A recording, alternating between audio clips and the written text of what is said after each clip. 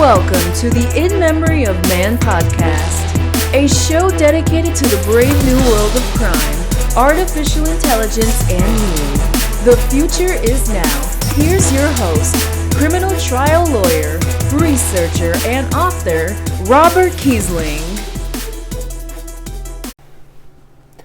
Hello, welcome to the In Memory of Man podcast, Robot Crime Blog. I am your host, Robert Kiesling.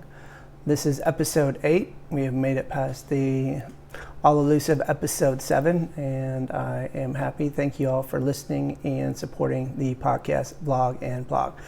All right, folks, I got to shake my head. SMH, you're not listening. Do you understand the gravity of the situation?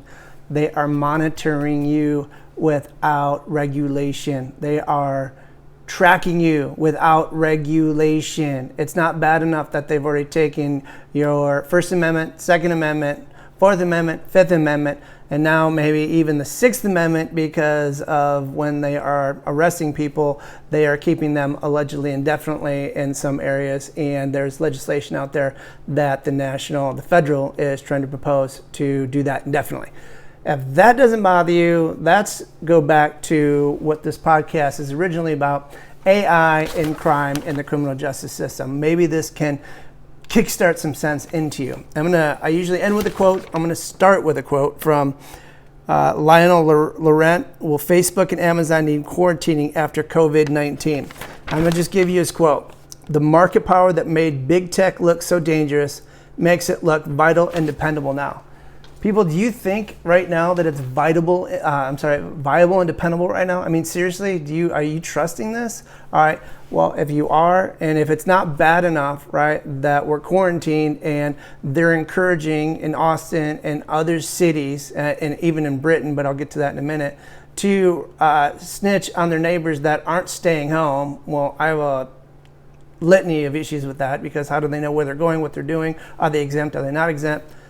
Be that as it may. All right, we're going to go into the headlines, and I'm going to go into why this is important, how it relates. AI snitches on naughty Brits who won't stay at home during coronavirus pandemic. See the picture that I'm going to upload for the podcast and the vlog, and you'll understand how it's snitching on them. So basically, it's monitoring everyone without their permission and without any regulation, in measuring their distance from one another. Wow, crazy. All right, Corona snitches. Police create web portal to inform on neighbors. That's out of the UK. So you can go to a web portal, say you don't like someone, all right? And you're like, you know what? I'm going to just go ahead and make life difficult for them. And then you go ahead and use that porthole to do that, because I'm sure it's anonymous as well. I don't think they're going to be asking names, right? All right, think about that. Where did they do that before? 1941 and 1945. Think about it. Look up the years. You know what war it is. Facebook sent home thousands of human moderators due to the coronavirus. Now the algorithms are in charge. The algorithms are in charge. I'm flabbergasted. So in other words, understand false positives. There's false positives even with the testing the coronavirus. There are false positives dealing with algorithms. What does that mean? It means if you post something and the algorithm gets it wrong, which probably 50% of the time it's going to get it wrong, it means that you could get flagged and not be able to use any of your social media. Is that something that you want to do?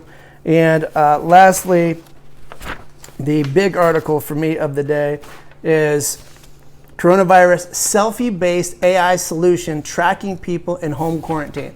You got to love this, folks. So in India, what they're doing is, if someone is quarantined in, I don't know if you know much about India, but there's not a whole lot of due process. Well, in the world right now, there's not a whole lot of due process anyway, but that's another matter. And so they're forcing these people to sign up and register their phones to a database. And it's a private database, by the way, not public, private database. And then they have to take a picture of themselves, send it into them, and if the picture through an AI isn't matched, and we know about facial recognition, right, and how dependable that is, it's not at all. Okay, and then if the facial recognition doesn't recognize them as that person in that particular real-time part of the day, then the authorities are alerted and they come crashing down their door and take them away to God knows where.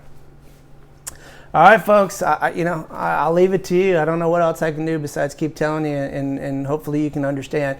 Regulation. This has to be regulated. This is they're using the virus as an excuse. Not that the virus is an excuse, but they're using it as an excuse to be unregulated, gather all the information on you, take all the information for them, which before there was legislation that was going to be at least debated in Congress so that they couldn't do these things. California, Illinois, and some other places were passing stuff. Now you're not hearing about any of that anymore. So anywho, I'll leave you with that. If Skynet does not take over by the time I give you my next podcast, weekly podcast, I will see you next week. Take care. Bye.